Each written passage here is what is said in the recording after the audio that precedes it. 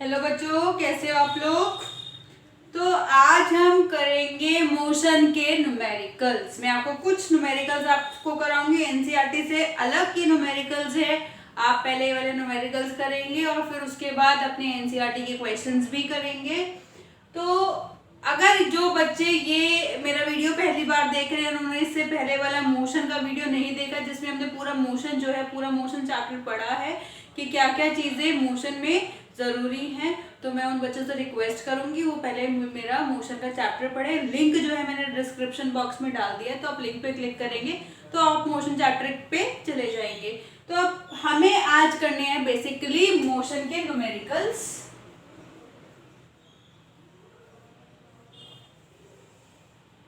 तो मोशन के न्यूमेरिकल कराने से पहले मैं आपसे कुछ ग्राफ जो है वो डिस्कस करना चाहती हूँ। जैसे डिस्टेंस टाइम ग्राफ की अगर हम बात करते हैं बेटा, याद है हमने लास्ट अपना वीडियो में डिस्टेंस टाइम ग्राफ पढ़ा था। डिस्टेंस टाइम ग्राफ की हेल्प से हम किसको फाइंड करते हैं, किसका मैग्नीट्यूड फाइंड करते हैं, हम स्पीड का मैग्नीट्यूड फाइंड करते हैं। तो हमने इस तरह का कुछ ग्राफ पढ़ा था। ये क्या है, जब ऑब्जेक्ट जो है वो यूनिफॉर्म स्पीड के साथ मूव कर रहा है। ये ग्राफ कब आएगा, when object moves with uniform speed. और अगर हम बात करते हैं डिस्टेंस टाइम ग्राफ में एक और ग्राफ के लिए, तो कुछ इस तरह का भी हमने करा था ग्राफ कर्व शेप में। When object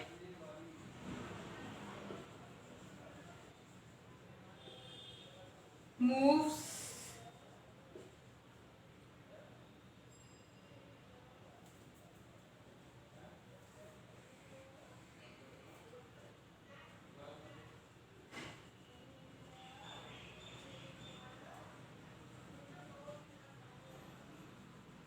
non uniform speed में ऑब्जेक्ट जो है वो मूव कर रहा है।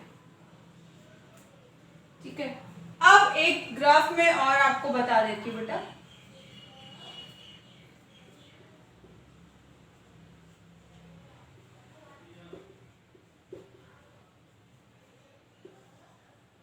ये this is in this graph the object is at rest। Time बढ़ता जा रहा है लेकिन ऑब्जेक्ट उसी प्लेस पर है, उसी पोजीशन पे जिस पे था। ठीक है, in this graph object is at rest. Object कहाँ है, रेस्ट पर है।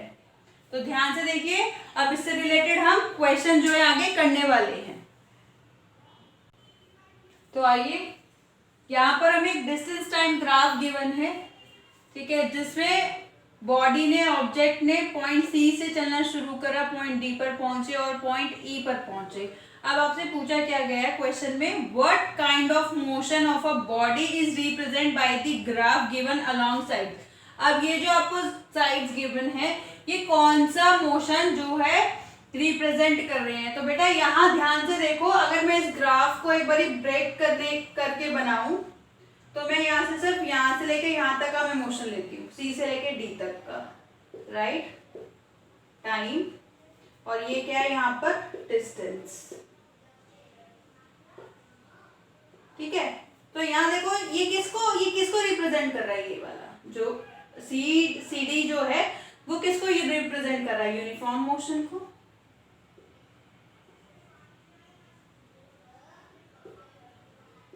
तो आंसर क्या हो गया, फर्स्ट आंसर हो गया C D represents uniform motion of the body. और अगर अब इसको मैं दोबारा से यहाँ इसको करते हैं ड्रॉ। यहाँ ध्यान से देखो, ऑब्जेक्ट यहाँ पहुंच गया था डी पर, और डी के बाद ई तक का टाइम लिया गया है।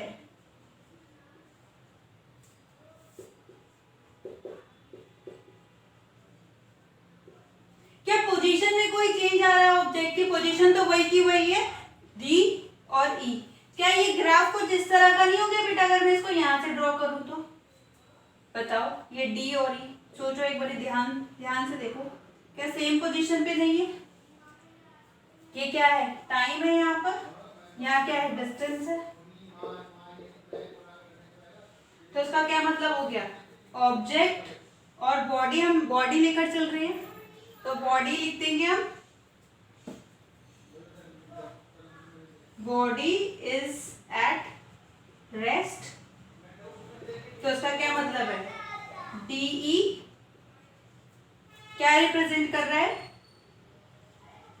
Represents that body is at rest. Body कहाँ है? रेस्ट पर है। देखिए ध्यान से, यही है। हाँ जी, आइए नेक्स्ट क्वेश्चन देखिए। A person moves from a distance of 3 kilometre towards east, then 2 kilometre towards north and then 3.5 kilometre towards east. Find the distance covered by the person and second the displacement of his motion। तो यहाँ दो चीजें निकालनी है, एक तो हमें distance निकालना है और दूसरा हमें डिस्प्लेसमेंट निकालना है, राइट। और यहाँ पर हमें डायरेक्शन के अकॉर्डिंगली प्ले करना है। तो बहुत इजी है, हमें पता है मेन डायरेक्शन जो है वो कौन सी होती है? East, west, north, south. ये मेन डायरेक्शन है। अब इसके अकॉर्डिंगली हम करेंगे। तो सबसे पहले पर्सन जो है वो 3 किलोमीटर कहाँ मूव कर रहा है? ईस्ट की तरफ मूव कर रहा है 3 kilometre. Remember the person is moving, अगर हम ये ले रहे, दिस इज दी पर्सन, ये पर्सन है, कहाँ मूव कर रहा है? ये 3 किलोमीटर ईस्ट, 3 किलोमीटर हो गए यहाँ से ईस्ट, राइट। उसके बाद क्या है? Then 2 kilometre towards north. यहां से यहाँ हो गया ना, तो सेंटर पॉइंट हो गया, ये इनिशियल पोजीशन है। अभी ईस्ट पहुंचा है, अब ईस्ट से नॉर्थ, तो ईस्ट से नॉर्थ का ऊपर की तरफ होगा ना बेटा, अपवर्ड। तो ईस्ट से कहां जा रहा है? अब नॉर्थ पहुंच गया। और नॉर्थ जो पहुंचा है वो कितना पहुंचा है? 2 किलोमीटर पहुंचा है, 2 किलोमीटर, राइट। अब उसके बाद देन अगेन ईस्ट। अब नॉर्थ से ईस्ट जाने के लिए कहां जाएगा? राइट हैंड साइड जाएगा ना, तो यहां पहुंच गया दोबारा से ईस्ट पर, ठीक है। तो ये कितना हो गया हमारा? 3.5 किलोमीटर। क्लियर हुआ? पहले कहा यहां से स्टार्ट करा, यहां से जाएगा ईस्ट की तरफ, देखो ईस्ट की तरफ जा रहा है, फिर नॉर्थ की तरफ, ये देखो नॉर्थ, फिर ईस्ट की तरफ, ये देखो बेटा ईस्ट की तरफ जा रहा है, ठीक है। अब हम कहते हैं कि कहां से ए पॉइंट से लेके डी पॉइंट तक का, ए पॉइंट से लेके डी पॉइंट तक का क्या निकालना है? डिस्टेंस निकालना है। तो डिस्टेंस क्या है? Total path covered, that is distance. ये वाला और ये वाला, इसको दे देती हूँ मैं बी, ये है सी और ये डी। तो अगर हमें फर्स्ट पार्ट निकालना है, फर्स्ट पार्ट, तो हमें क्या निकालना है? डिस्टेंस। तो डिस्टेंस के लिए तो बेटा the total path covered by the object और the person, that is the distance. तो क्या हो जाएगा? A B plus B C plus C D, यही होगा। ये क्या है? इनको डायरेक्शंस हैं, इनको मैं ऐसे कर देती हूँ बेटा, आपको कंफ्यूजन नहीं होगी, ठीक है। सर्कल में क्या है? हमारी डायरेक्शन है। तो यहां से क्या आ गया डिस्टेंस बेटा हमारा? 3 प्लस 2.5 प्लस 3, इट्स 8.5 किलोमीटर। ये तो आ गया डिस्टेंस 8.5 किलोमीटर। अब हमें क्या निकालना था? डिस्प्लेसमेंट भी तो निकालना है, the displacement of his motion. Second part ये है, तो सेकेंड पार्ट निकालने के लिए डिस्प्लेसमेंट क्या? तो the shortest path covered by the person, that is displacement. तो शॉर्टेस्ट पाथ की अगर हम बात करेंगे तो यहां से लेके यहां तक सीधा ना, दैट शॉर्टेस्ट डायरेक्ट, ये एडी। डिस्प्लेसमेंट की अगर हम बात करते हैं तो डिस्प्लेसमेंट में हमें किसकी वैल्यू कैलकुलेट करनी है? हमें एडी की वैल्यू कैलकुलेट करनी है। तो एडी की वैल्यू कैलकुलेट करने के लिए इधर देखो, यहां मैं एक परपेंडिकुलर ड्रॉ करती हूं और यहां इसको एक्सटेंड कर देते हैं हम। ए बी को एक्सटेंड कर दिया हमने एफ तक, ठीक है। तो इधर ध्यान से देखो, क्या यहाँ पर ये राइट एंगल ट्रायंगल बन रहा है, ये राइट एंगल बन रहा है, मैंने क्या कहा था परपेंडिकुलर ड्रॉ कर देती हूँ, यही मैंने बोली है बात, ठीक है। ये क्या हो गया, यहाँ ये एक एंगल हो गया, तो मैंने आपको बताया था कि जहां पर भी एंगल हो और राइट एंगल हो, दोनों चीजें हो तो क्या हो जाती है, बेस हो जाती है। इधर देखो ध्यान से, ये एक रेक्टेंगल भी बन रहा है बेटा, ये देखो बी सी डी एफ, ये एक रेक्टेंगल भी बन रहा है। तो इसका क्या मतलब है कि अगर सी डी जो है 3.5 किलोमीटर है तो बी एफ भी क्या हो जाएगी, 3.5 किलोमीटर हो जाएगी। अगर बी सी जो है वो 2 किलोमीटर है तो E D sorry F D क्या हो जाएगी, 2 किलोमीटर।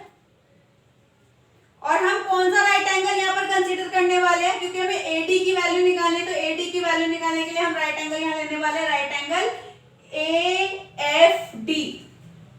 तो इन right angle triangle A F D Pythagoras लगाएंगे, तो ए एफ क्या है, सॉरी ए डी क्या है, हाइपोटेन्यूज, ए एफ क्या है, बेस, और एफ डी क्या है, परपेंडिकुलर। तो क्या हो जाएगा बेटा, A D square is equals to A F square plus में एफ डी स्क्वायर, ये होगा या नहीं होगा।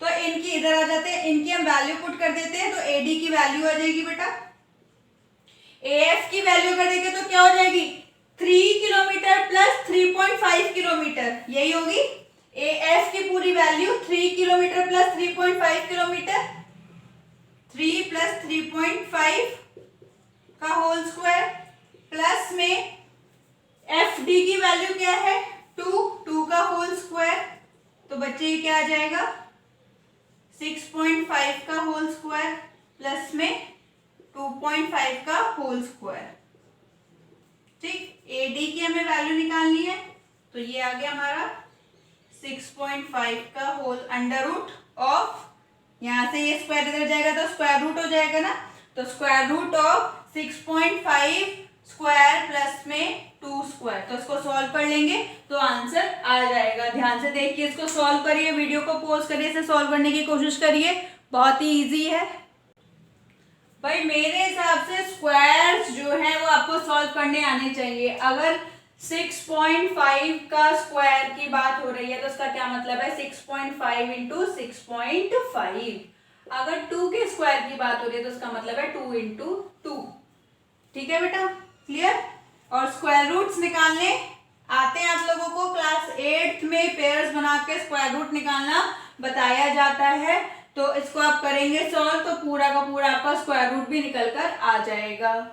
करिए, सॉल्व करिए, क्या आता है। आइए इधर देखिए, इसको जब आप इंटू करेंगे तो ये क्या आ जाएगा, 42.25, राइट। और इसको करेंगे तो 4 आ जाएगा, तो पूरा अगर यहाँ पर वैल्यू आप इधर पुट करेंगे तो एडी जो है वो आपका क्या आ जाएगा, दैट इज 42.25 प्लस में 4, तो एडी क्या आ जाएगा बेटा, अंडर रूट ऑफ 46.25, यही आएगा। इसको अब अगर आप सॉल्व करेंगे स्क्वायर रूट को, तो सॉल्व करिए, क्या आएगा, स्क्वायर रूट सॉल्व करेंगे तो समथिंग कुछ आएगा, 48 के समथिंग कुछ आएगा बेटा, इसका सॉल्व करेंगे आप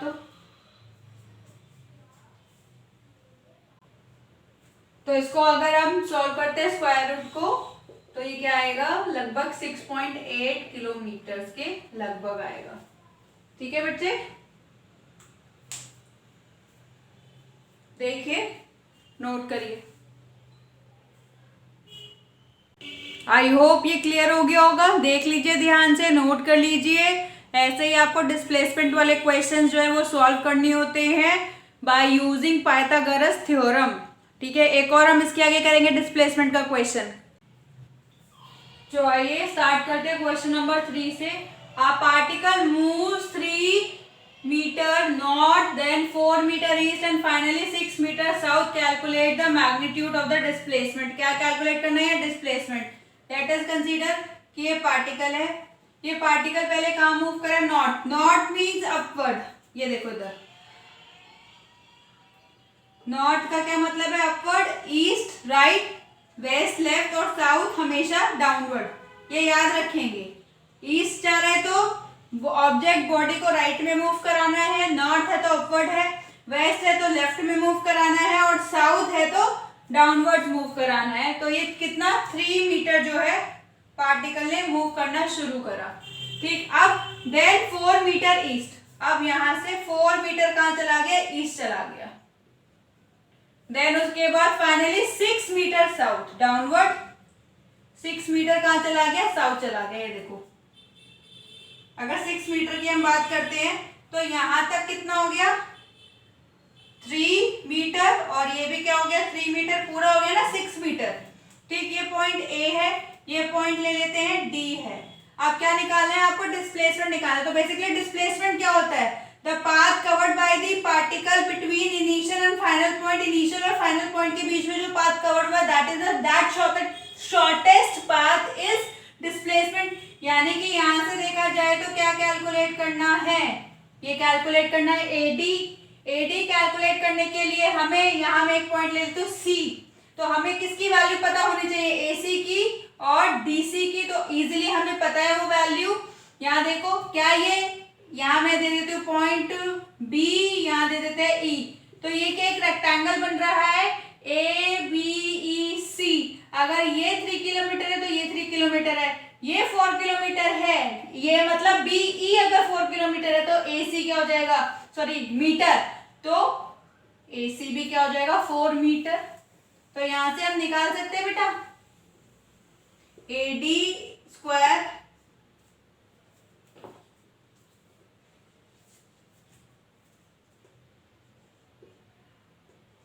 ए सी स्क्वायर प्लस में D C square, A C square plus में डी सी स्क्वायर। तो यहां से ये कितना हो गया 4 का स्क्वायर प्लस में 3 का स्क्वायर, तो ये कितना आ जाएगा 16 9 25 हो जाएगा ना, यानी कि 5 आ जाएगा answer. 16 plus 9 root of 25 and root of 25 is 5 metre. तो अगर डिस्प्लेसमेंट की बात करते हैं यहाँ पर एडी की अगर हम बात करते हैं तो कितना है 5 metre. This is our answer. देखिए ध्यान से, वीडियो को पॉज करिए, ध्यान से देखिए। चलिए नेक्स्ट क्वेश्चन की बात करते हैं। An electric train is moving with a velocity of 120 kilometre per our, how much distance will it cover in 30 seconds.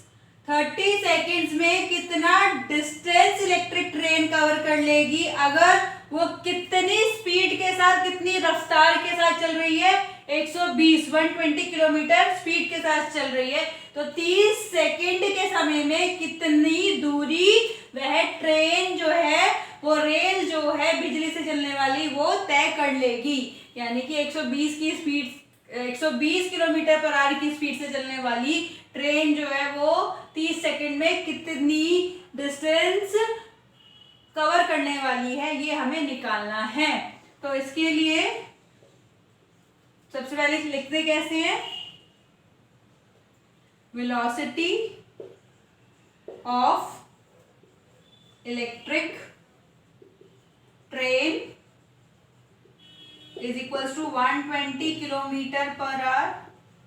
अब आप एक चीज आपने नोट करी होगी कि टाइम जो है वो सेकंड में है और ये जो है आपका किलोमीटर पर आवर में है। तो उसका क्या मतलब है, इसको हमें किससे कन्वर्ट करना होगा, मीटर्स पर सेकंड में कन्वर्ट करना होगा।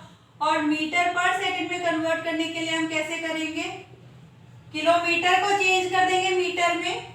तो 1 किलोमीटर में 1000 जो है मीटर होते हैं, और 1 आवर को कन्वर्ट करना है सेकंड में। तो 1 आवर को सेकंड में कन्वर्ट करने के लिए 1 आवर में मिनट्स कितने होते हैं, 60 मिनट्स होते हैं। और 1 मिनट में कितने सेकंड होते हैं, 60 सेकंड होते हैं नहीं होते। तो ये टोटली किस में कन्वर्ट हो गया, सेकंड्स में कन्वर्ट हो गया। तो इसको हम ऐसे भी लिख सकते हैं 60 × 60 सेकेंड्स। तो ये कितना हो गया 3600 सेकेंड्स। तो यहाँ पर हमने किलोमीटर की जगह पे क्या लिख दिया बेटा, 1000 मीटर और r की जगह पे 3600 सेकेंड्स लिख दिया, तो ये कैंसिल आउट होगा या नहीं होगा? कहाँ पे जाएगा ये बताओ? 1 जा और ये 3 जा, ठीक है, तो ये कितना हो गया? 100/3 मीटर पर सेकेंड। क्लियर है? ये तो आ गया हमारा मीटर पर सेकेंड में, वेलोसिटी आ गई। टाइम क्या है? टाइम टेकन, तो टाइम कितना लिया? 30 सेकेंड। इसको ना यहाँ पर हम फ्रैक्शन में नहीं करेंगे क्योंकि अभी आगे हमें सॉल्व करना है, तो आगे भी इसको करेंगे। तो टाइम कितना है? 30 सेकेंड। अब वेलोसिटी के लिए फॉर्मूला क्या होता है? डिस्प्लेसमेंट अपॉन में टाइम। तो डिस्प्लेसमेंट कितना है? 100/3, right? Oh sorry, this is the velocity ना, हमें वो निकालना है। तो वेलोसिटी कितनी है हमारी? 100/3। डिस्प्लेसमेंट हम ऐसे ले लेते हैं, ऐसे हमें कैलकुलेट करना है। टाइम कितना है हमारे पास? 30 सेकेंड, तो इधर चला जाएगा 30, तो यहाँ से हमारा s डिस्टेंस या डिस्प्लेसमेंट आ जाएगा, तो ये 10, इट विल बिकम 1000 मीटर। और as we know that 1000 metre is equals to 1 kilometre. तो कितना डिस्टेंस है, कितनी डिस्प्लेसमेंट? अगर डिस्टेंस में बोल रही हूँ तो मैग्नीट्यूड की बात करते हैं ना, हम यहाँ पर मैग्नीट्यूड ही कैलकुलेट कर रहे हैं, तो हम डिस्टेंस भी बोल सकते हैं। अगर हम डिस्प्लेसमेंट बोलेंगे तो मैग्नीट्यूड के साथ साथ हम डायरेक्शन की भी बात करेंगे, ठीक है ना? तो यहाँ एक्सेस तो डायरेक्शन हमें नहीं मालूम कि किस डायरेक्शन में जा रहा है, तो हमें डिस्टेंस ही पूछा गया है, मैग्नीट्यूड ही पूछा गया है। तो ये क्या हो गया? 1 kilometre distance is covered in 30 seconds with 120 kilometer per hour. This is how to represent your answer. देखिए ध्यान से, वीडियो को पॉज करिए।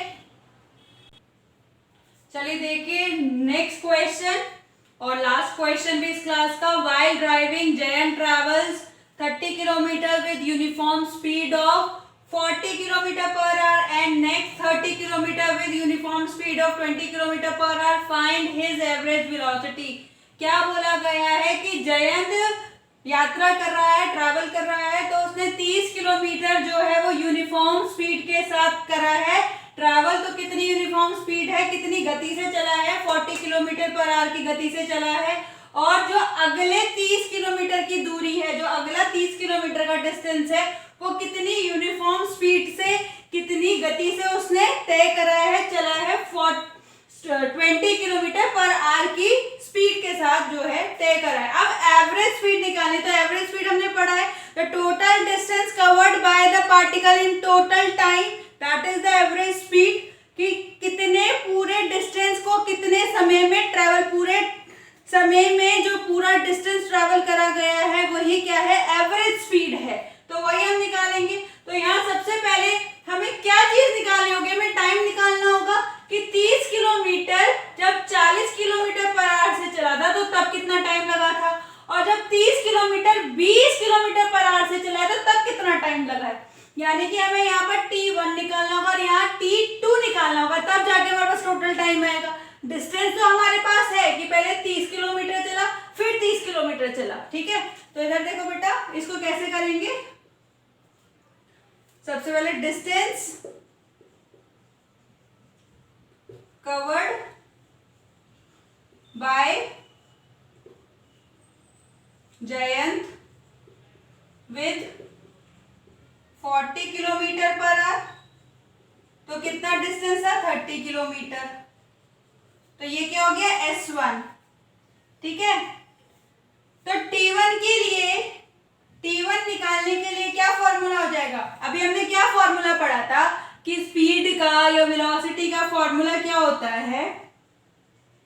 डिस्टेंस अपॉन टाइम, यही होता है। तो यहाँ क्या आ जाएगा? Time distance upon speed. Clear? यही होगा। तो यहाँ देखो डिस्टेंस कितना है यहाँ पर? 30, स्पीड कितनी है 40, तो T1 कितना हो गया 3/4। ठीक है, ऑब्वियसली इन आवर्स में चल रहा है तो आवर्स ही होगा। ठीक, अब आ जाते हैं distance. Next, distance covered with 20 kilometre per our.